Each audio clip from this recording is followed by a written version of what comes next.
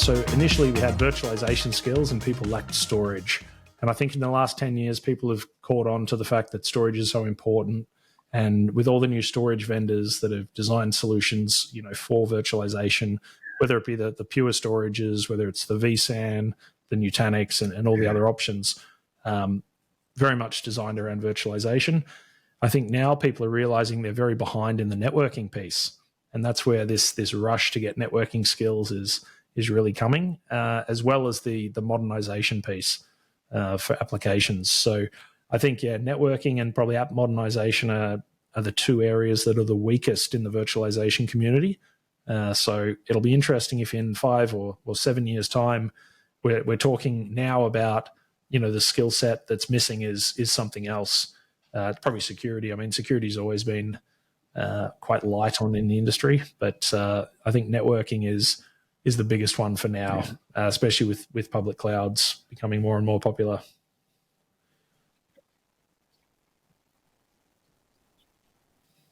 But back to networking, it's like, if I think back my whole career at the beginnings doing virtualization, and you had an issue and you started troubleshooting, many customers, the virtualization people, just started finger pointing to the networking team, say, yeah, it's the network's fault, without proving it.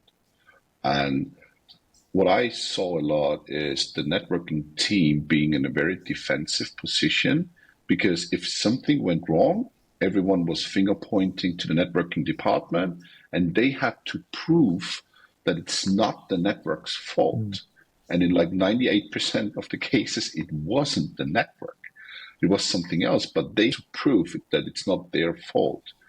And so I think that over the past years, a huge gap has grown between the virtualization and the networking team, and they're not talking to each other anymore because they hate each other. Because the networking team teamed up with the storage department, because virtualization and storage went closer together, especially with the HCI solutions we have and stuff. But the networking team was always ignored. And I saw a lot of projects being answered at the customer saying, all right, we have sorted compute, we have sorted storage. I know your requirements in terms of operating systems, applications, so on and so forth. And then you ask, like, all right, did anybody talk to the networking guys? No, we're not talking to them because they're idiots. And it's like, what? How can you do a project without taking having the network team being on board?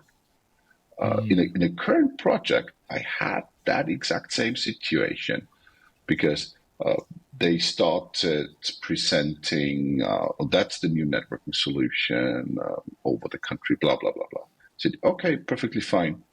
I don't agree with that. All right, where's the networking guy who I can talk to? Who came up with that solution? And then I talked to that guy. In the beginning, he was a bit like, what are you? You're a virtualization guy. You want to talk to me. You have no idea about networking and all that kind of stuff. And after 15 minutes, the networking guy figured out I'm on his side. And I just want to challenge his solution and understand his thoughts he put into the design. And an hour later, we came up with a complete new solution. That was that specific project. But in the end, he said, finally, after more than 1 year being on that project, and he was an internal guy, someone talked to us. Yeah. And I just said, like, you're serious? It's crazy. I mean, to me, my job as an architect, especially when I'm leading a project, which, I've been lucky to lead a lot of projects over the years, I always reach out to all the stakeholders, because, just like you, I know how important it is to get everyone on the same page. And there's been so many projects over the years, especially with like when iSCSI storage started to become popular. Obviously NetApp's always pushed NFS, and with the HCI solutions at Nutanix, obviously it was NFS, and the network was so important. And one of the things that I always focused on with those early Nutanix customers was, let's make sure that the network team understand what we're doing here, that this isn't just one server we're connecting. This is a host that's going to run a lot of workload. It needs bandwidth for vMotion. It needs failover. It needs all these things. So the moment you include the network team and you detail what you're trying to achieve, rather than telling them this is what you need to do, you just write what you would like to achieve with the solution. And they go, oh, yeah, we can do that. We need to do this, and we need to make sure that's there. And can we have one from each switch and all this stuff?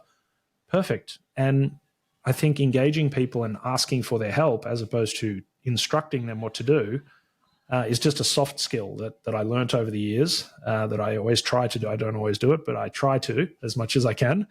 And yeah, obviously networking is so important, whether it's for storage or for, normal traffic or both. I mean, excluding anyone in the IT world these days is a huge mistake, I think.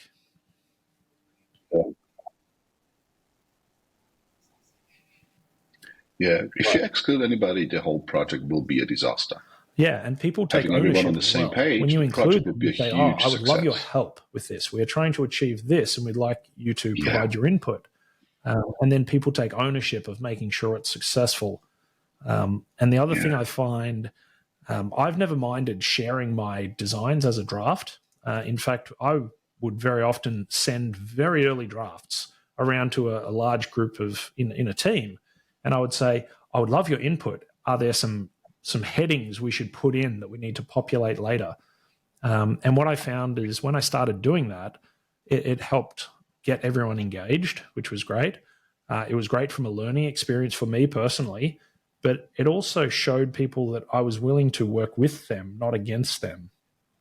And then the same with architectural decisions. I would put a table in the document, in the design document, and I'd put headings in, and I would write, we need to make a decision about whatever topic it is, multipathing. All right, cool. There's a template. Excuse me, let's get in a room and talk about the best way to multipath with the network team or the storage team or whatever. And when you engage with people like that, you get a much better outcome. There's also less conflict. You can solve problems before they happen, because plenty of times over my career, I've drafted a decision and someone's gone, oh, but Josh, did you think about this? And I've gone, oh, well, actually, no, I didn't. Thank you for bringing that up. Let's reconsider this before it goes live. So, yeah, I think being open is probably one of the best skills you can be as an architect or an engineer, is just involve people, especially these days with networking. It's such a complex area that you want to have the best of the best helping you on a project. So make friends with the network team if you haven't already, everyone listening. Yeah. No, it's true. That's what I call an iterative approach. And sometimes I use the approach discussing a decision we need to make, but sometimes for a discussion, I already prepare a ready-to-run decision. So I already made it. So sometimes I provide we need to make a decision. Sometimes we need to make a decision. Here are the choices. And sometimes that's the one I've chosen. This is the justification. And let's discuss it.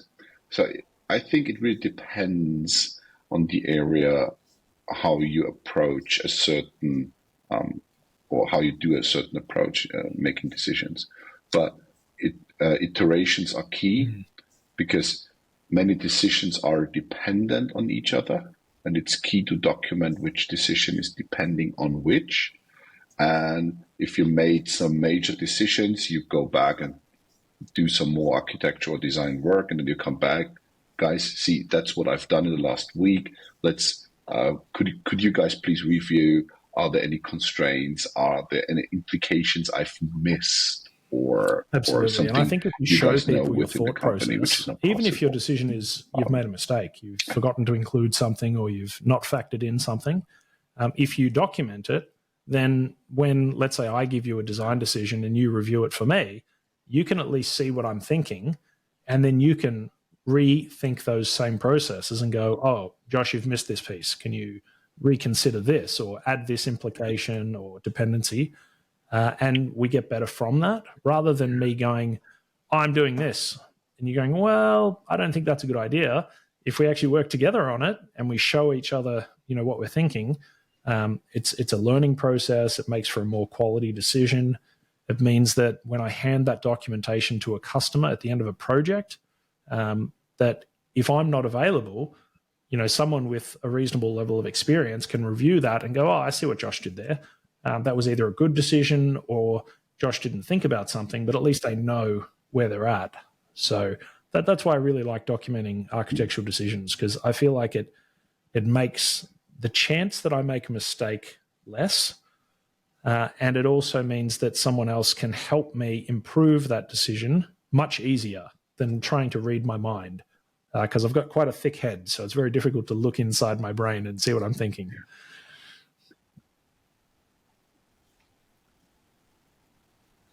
And even if you made a mistake, that's perfectly fine. We're all human beings. But if the mistake is documented, everyone knows, oh, that's where it came from. Interesting. Yeah. Okay. And then we can just come up with a different solution. Because that's what I saw with many customers. If you start introducing a very structured approach doing a design, the guys from the customers and the teams are willing to use it because mainly they use a very unstructured, a chaotic approach. Let's stick with chaotic approach. And if you start using very structured approach, let's start with the business requirements and let's collect stuff. Do we have any constraints? Which piece of hardware do we have? Whatever. And then use the structured approach. People are more engaged and more than happy to help because you can always firstly see and secondly measure a project progress. And that is important to see, oh, I'm doing one step after the other. We are getting closer to the solution. And that's, for example, what VCDX does. From my point of view. So VCDX is not the ultimate approach of doing a design. It's not. It is just one very structured approach on how to do a design.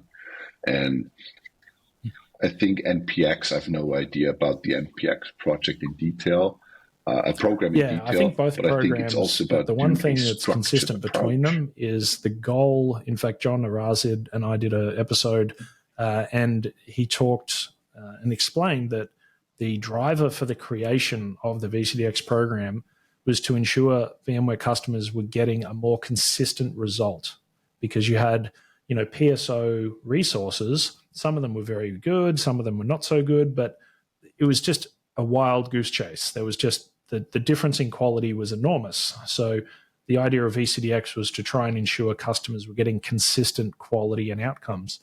And I think VCDX and NPX is exactly that. It's just making sure that people follow a consistent approach so that the outcome is consistent and it's of a reasonable quality.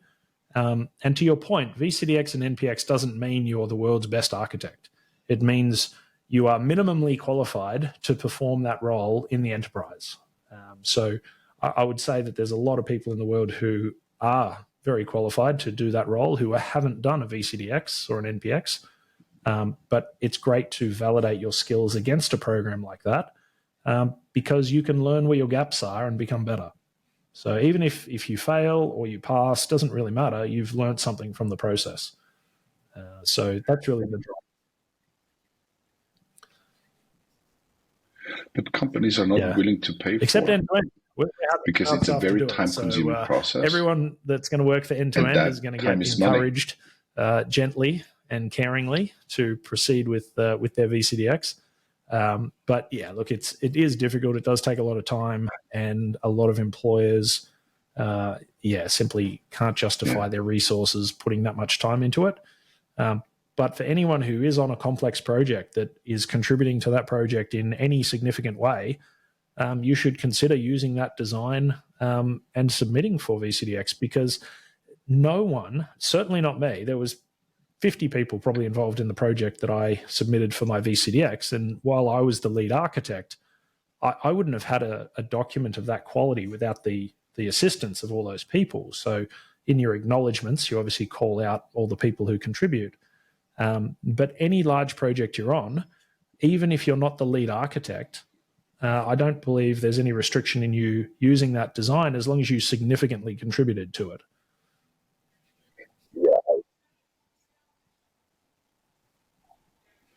Yeah, I think that's true. And you're right. If you already create a really nice design for a customer, just ask the customer, may I use It's confidential anyway. to VMware send it in for the VCDX qualification?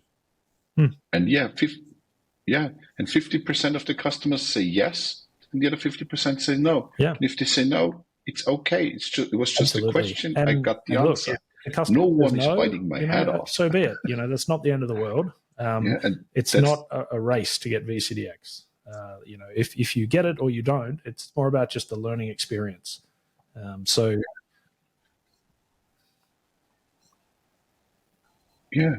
and that's so true. And many customers are like, oh, cool, awesome. Yeah, please use my name. This is the person to talk to. This is the internal person from my company to talk about if we need to put things out or the naming stuff to get everything right from a law perspective. Anonymize the design. Or an IP perspective. It's quite easy to do. Find and replace company name with Acme X or whatever. Change IP addresses. Anything unique you can obviously just anonymize. But what I would say to customers who have their architect or their partner ask that question, can this be used for VCDX? My advice to you is say, absolutely, yes, please do, because the likelihood that that consultant or company is going to make that design the best it can possibly be is very high, because the bar for VCDX is a very high bar. So if you have that opportunity that your consultant wants to use your design for VCDX, absolutely. I think that's a value actually to the customer, because the quality is going to be literally the best that person can produce. So they're probably going to put in more time and probably charge you for not even all of the work that they've produced. So I would say it's a good thing where you can, of course, the legal side permitting. Yeah. Perfect. Yeah. Most companies just insist of changing host names, domain names, IP addresses. Yeah, absolutely. Thanks. And getting back to your point actually about having a structured approach to architecture, one of the things that I used to do I still do actually with every design I do is, at the top of the document, like with pretty much every architect, you'll have your requirements, your risks, constraints, and assumptions. And then you'll have like requirement 1, requirement 2, and so on, and constraint 1, constraint 2. I will always, in my architectural decisions, I will put a reference to that requirement in the decision. So basically what I'm saying is this decision, so decision number 2, is related to requirements 1, 4, and 7. And then that way, when I do a find in that document where I search for, say, R001 for requirement 1, if I press find and I don't see R001 except for in the requirements table, then I haven't justified and met that requirement. So that's how I actually double check my own work, is making sure that I've got architectural decisions, and usually it's multiple, to address each requirement, constraint, risk, and assumption. So that's a really good way just to check your own work to make sure that you've written down everything you intended to. And that's also how I review people's designs initially, is I look at the requirements and I see if I can find a reference to that in the document, and then I can map the two together and see if I agree with what's been written. So that's a good way just to do architecture, I've found, in general. But certainly for a VCDX or something like that, you would want at least one architectural decision, or at least some discussion about every requirement, risk, constraint, and assumption.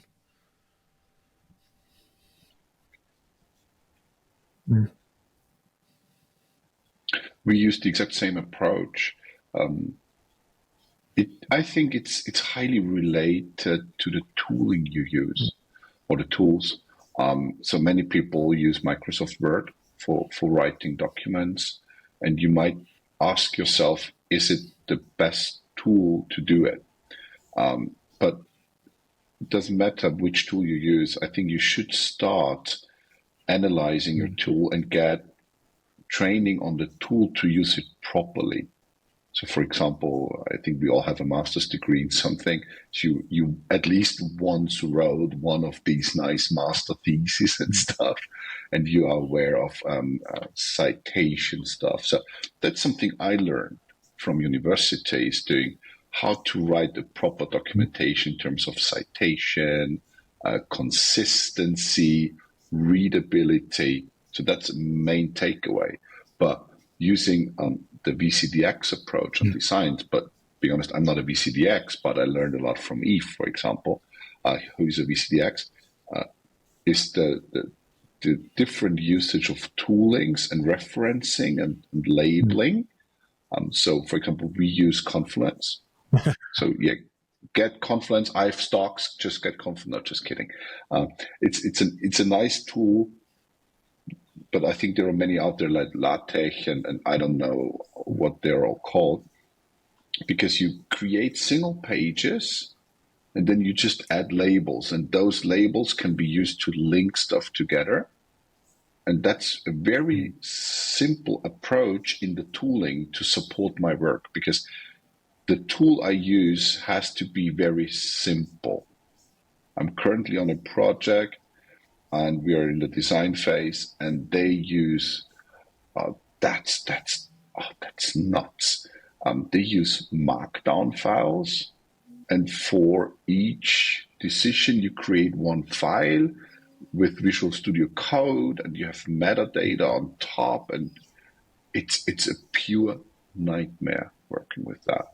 So I'm heavily struggling on the tooling, because during the process of writing stuff, you have no reference to all the others, and you need to do everything manually.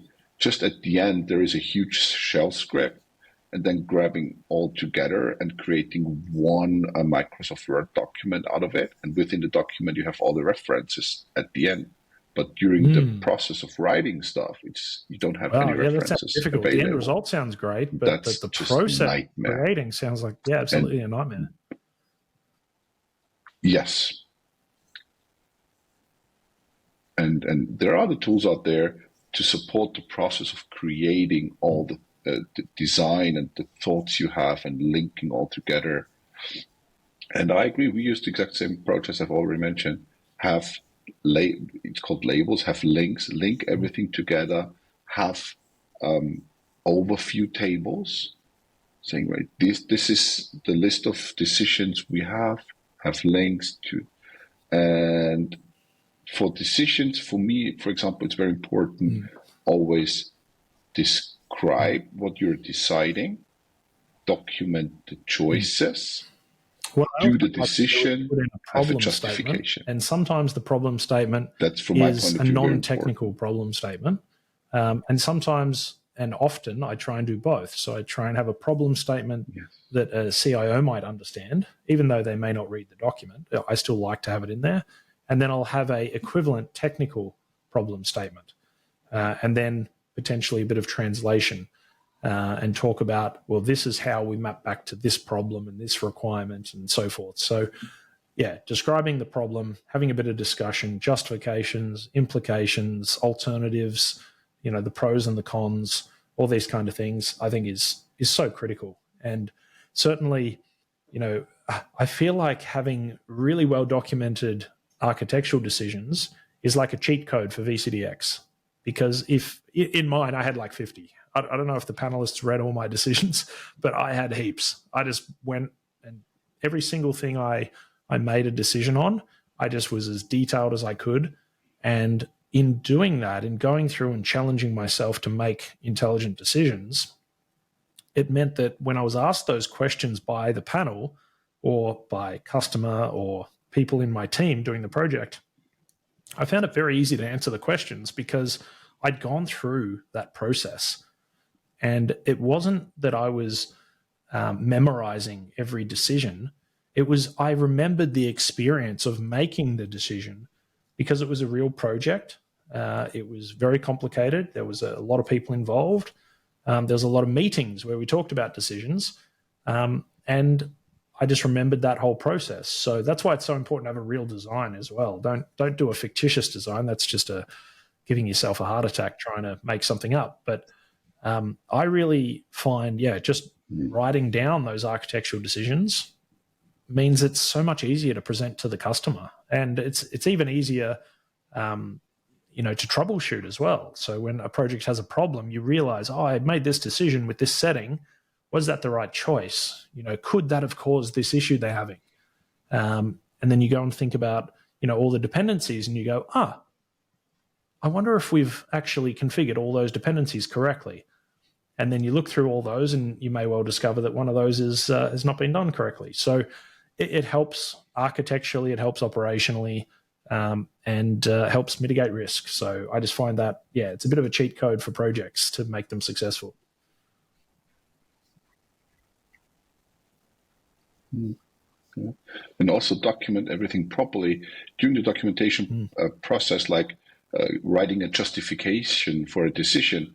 You come up like, oh, there's an implication I've not thought about.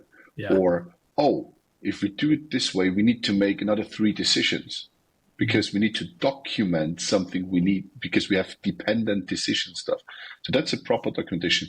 And in the end, you should be like 99% complete of covering all the decisions. So one of the things in the table I use risks, is related decisions. All the stuff you need. So you have dependencies, of course, but for those dependencies, you might have multiple decisions. So each one of those tables for design decisions, I have a whole section on my blog of examples. They're quite outdated now, but there's a great number of examples there. But all the dependencies, all the related decisions, it's just such a simple way to go about architecture to make sure you've done a good job. I probably should update that table, actually, make some updated decisions and share some new ones. But So let's jump into. I had a question. Oh, sorry. Yeah, that's perfect. I'll definitely quote that one when we create some little clips. Proper documentation is key. It can be a 5-second little short take for Twitter. So what I want to cover as well is we've talked about the way we approach architecture. We're very consistent, which I'm not at all surprised. I know the quality of work, ComDivision and yourself put out. So, it's not surprising we have a lot of similarities in how we approach things.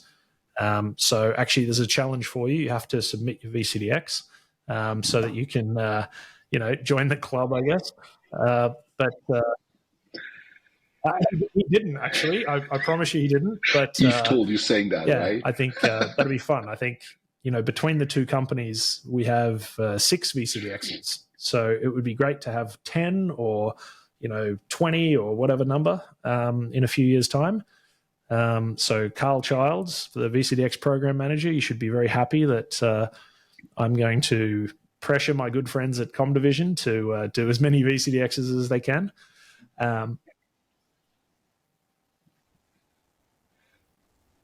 being honest, us, end-to-end and ComDivision, as a team, we're more than willing to help anybody else who's absolutely going for a VCDX. Mentoring people has been great. I've had a lot of people who helped me throughout my journey as well. So definitely we're all willing to help. So there's 6 of us here. I'm sure there'll be a lot more than 6 in the not too distant future.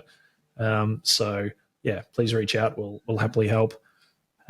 So I guess the obvious follow-up from how we do architecture to make sure things go well, let's talk about when things don't go so well and maybe some horror stories and experiences you've had. And is there any projects you'd like to maybe give us some insight on and your process to resolve some disasters?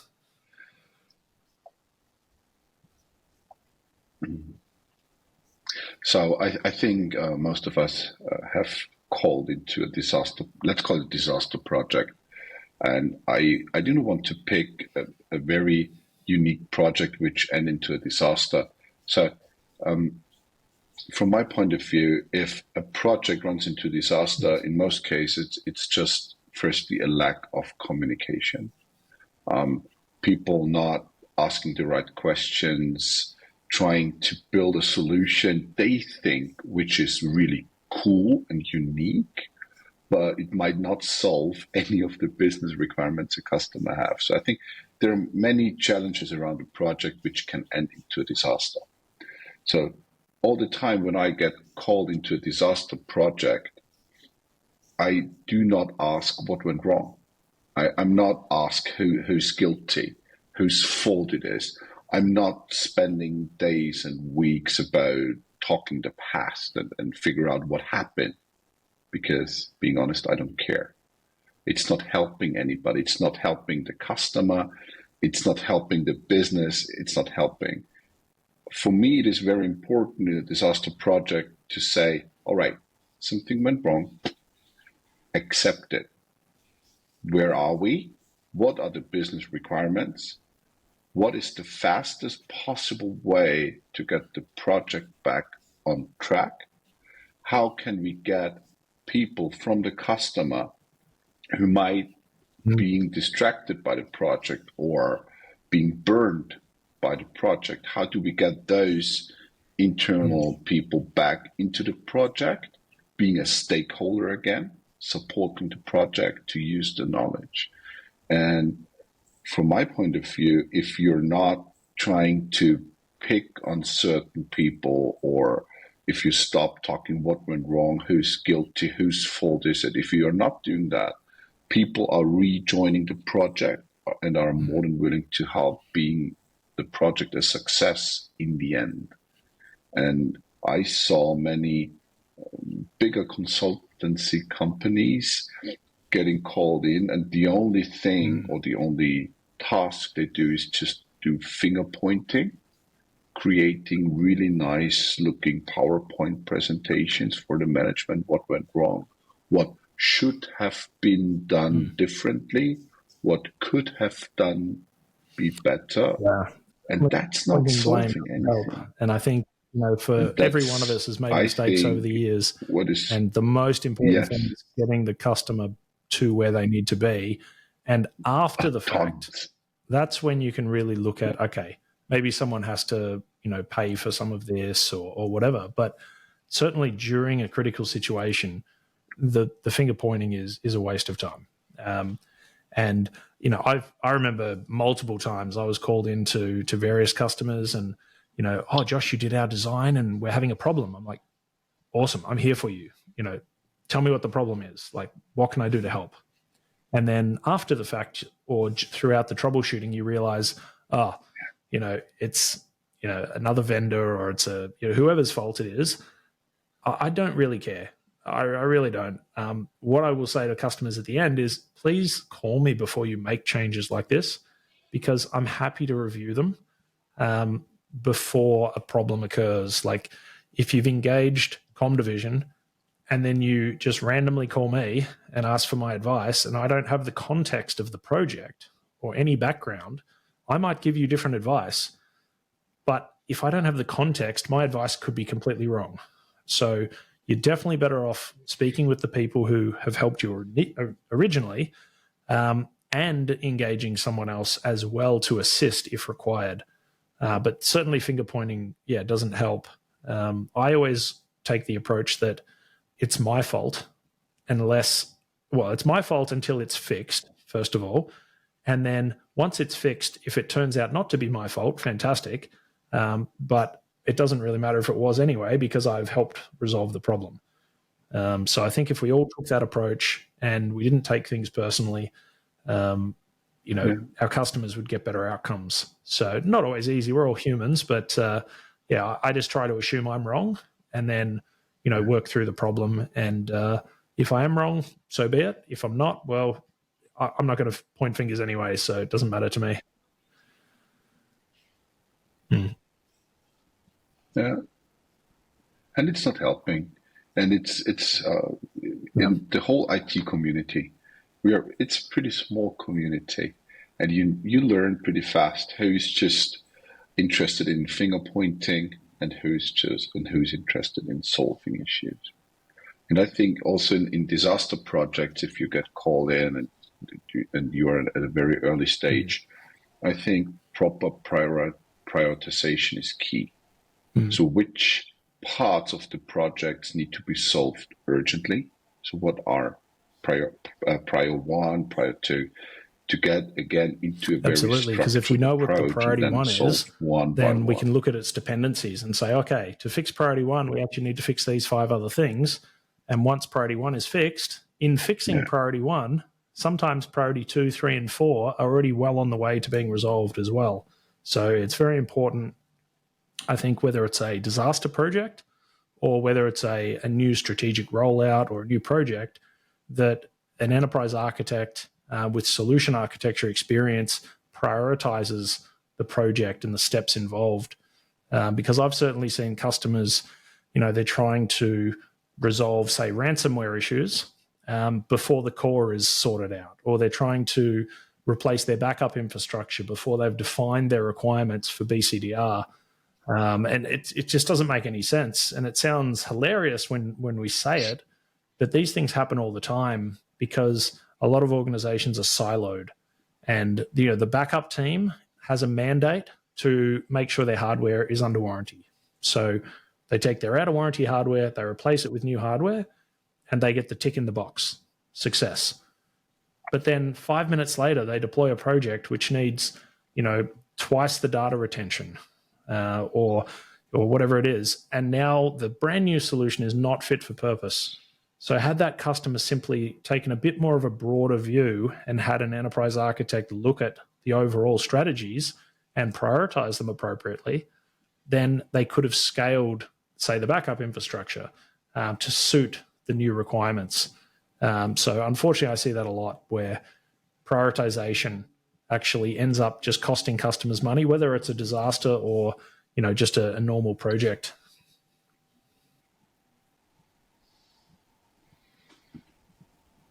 Yeah, I think a main approach of avoiding projects going the wrong way would be to not try to build the coolest, fanciest, whatever solution. Just try to build a rock solid solution, as simple as possible to solve the business requirements. Yeah. I Absolutely. love the And do you know what? KISS, I reckon keep it simple and 3 stupid. guests on this podcast have said the exact same thing. And they're all very smart people. So I think that's a compliment to you as well. Absolutely. Keep it simple, stupid. It's incredibly important. And Thank you. certainly myself over the years, I love technology and I love new things. And, complexity might be a fun intellectual discussion. But when it comes to achieving a business outcome, if you can do the same outcome with less components, you're a better architect. So if I look back at all the architecture I've done over the years, certainly, the more recent ones are simpler solutions, and therefore they're more reliable. They're likely more performant and more cost effective, and just better business outcomes than in the past, trying to use every feature of vSphere that was available. Trying to find a use case for fault tolerance just because I wanted to use it. Like it was like, I remember doing that back in the day. It was like, oh, maybe I could actually, the first time I used fault tolerance, funny story, it was for a print server. And you might go, why the hell does it need to be a print server? And at the time I thought, well, okay, well, if printing's offline, that's bad. If we have hardware failure and all the printers go offline, okay, that will impact some people. Does it really matter if it's offline for 2 minutes while HA kicks in? Probably not. But for that reason, yep, I deployed fault tolerance once. And again, that's just an example of it was unnecessary. It put more burden on the environment, and it probably didn't actually achieve a significant business outcome. And I'm not sure it ever prevented the printing services from having a failure anyway. But that was the first time I used fault tolerance. I was trying to find a use case, and yeah, printing was the best I could come up with at the time.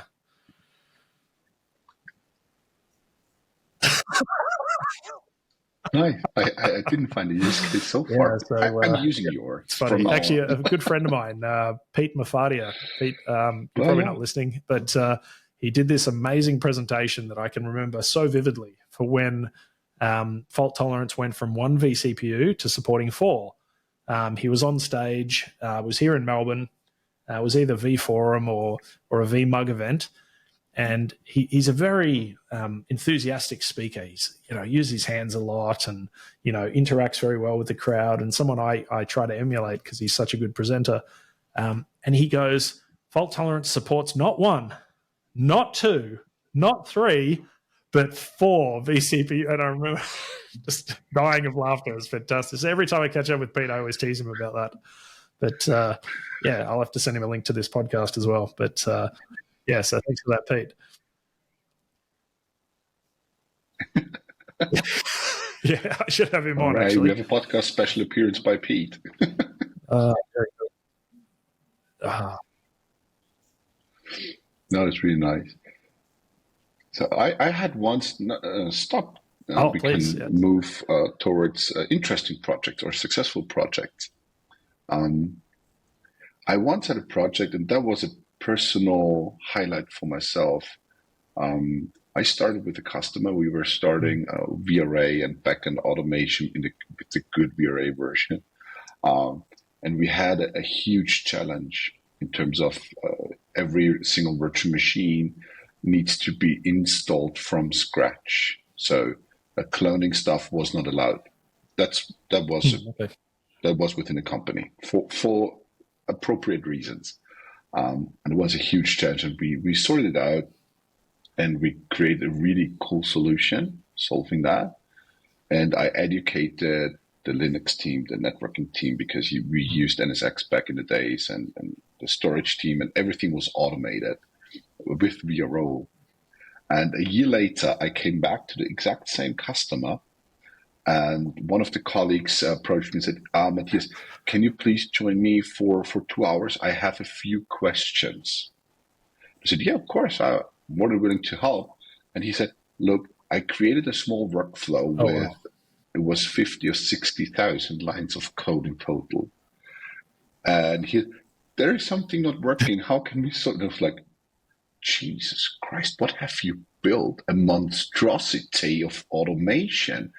And for me, it was a highlight because a year before, people were not aware doing automation, using VRO and all the kind of stuff. And a year later, they were so addicted automating stuff, and they were just, because of the talks we had and stuff I demoed and taught, they built that monstrosity, which was very well documented. So each line of code had 3 lines of documentation. It was structured, well organized.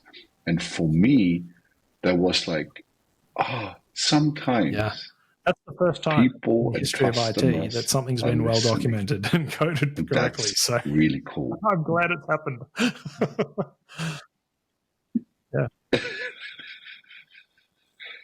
Yes, it happens. And I think that's a really personal, very nice story from my side, because you need those projects going to the right directions. You need that positive energy, and that sometimes customers actually try to build on top what you have explained, and not just creating a design. Everything's on track. Everybody agrees. Cool. That's the way forward. And half a year later, you come back to the customer, and you see the same chaos they had before, because they were not playing by the rules you agreed on before. And guys, really? Why? Yeah, we had an issue. And I said, why didn't you call me? Why didn't we have a discussion about the new challenge? You're not having issues. You're not having problems. You face a new challenge. Yeah, that actually brings up a really good topic. Find a solution. Eve and I were talking on the earlier podcast about one of the concepts that I'm finding success with in the market, which is, rather than engaging an architect for a project, signing it off, and then waving goodbye, let's have a retainer agreement where the custom has access to the team, and not just the lead architect or not just the networking guy or the storage guy, whoever, access to the team. In this case, it would be common division and end-to-end, right? Having access to a team who can help guide customers throughout the life of the journey. of that system. Because, when I came up with the name end to end, it's simply because I used to say that to customers and still do quite a lot. I would like to give you the end to end experience where I'm here day one and I'm here for the life of the solution, ready to start again with the next project. So having some kind of agreement with someone like us where customers can just reach out, and it's not a formal scope of works every time. It's just a small amount of time each month where we can come in, help with new challenges, and maybe some requirements have changed. They've become more stringent than during the design, and we need to modify some things or maybe scale some things. And I think that's something that customers should really consider, because it's a relatively low cost to have a few hours of someone like our team, whereas hiring your own internal person full-time for that, first of all, will be way more expensive, but also one individual, even a VCDX level person, can't service such a broad amount of technology like our teams can. So having access to a team of experts who can help guide throughout the life of a system, I think, is an incredibly valuable offering. And both our companies are very lucky to have enough resources to be able to do that. So yeah, that's something I think will be more and more popular over the And the ready to run bookable product. Yeah, I think so. That's enough commercial. But yeah, that's true. And even if you're just having the ability to speak to a person outside your own company once a month, because that person in Tender.com division has a complete different view. And in many cases, that just talking to somebody outside your own company solves the problem, because during explaining the challenge 100%. you face, so I think that's what I do when I get stuck on a problem. Is I call someone and ask for their advice, and I think it's an obvious one. So just getting an outside perspective is so valuable. And if you were to put me in with one customer for 3 years, I would become probably an expert in that one customer and in that one customer's technologies and processes and so forth. But I wouldn't have as broader experience and perspectives as I'm lucky to have now, and same as yourself. So I think making sure you always engage someone external, I think, is very important, just to get a new perspective. And it might be, a one-day engagement just to get a peer review on a document to get some fresh ideas, or it might be a coffee with a former colleague, or it could be a whole project engagement. But you should definitely engage external people from your team to get that perspectives.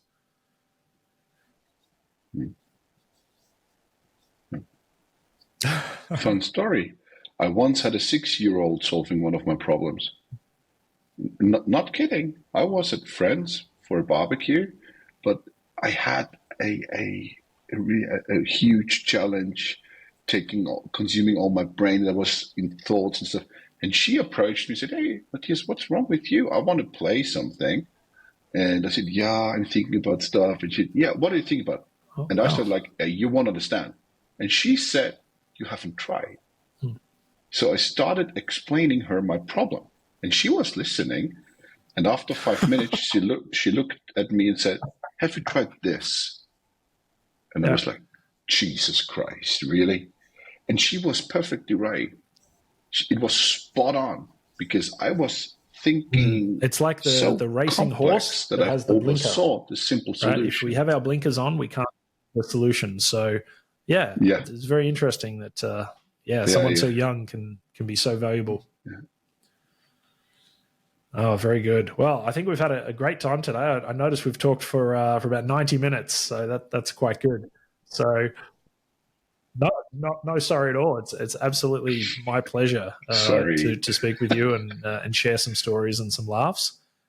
So thank you very much, Matthias, for coming online with an architect. I hope we spend a bit of time at VM Explore, which by the time this is released, we will already be at VM Explore.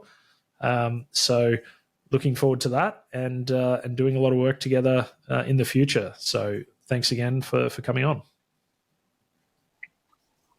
Thanks for having me, Josh. You It was will. a great See you pleasure and there. honor. And as you said, see you at Vegas.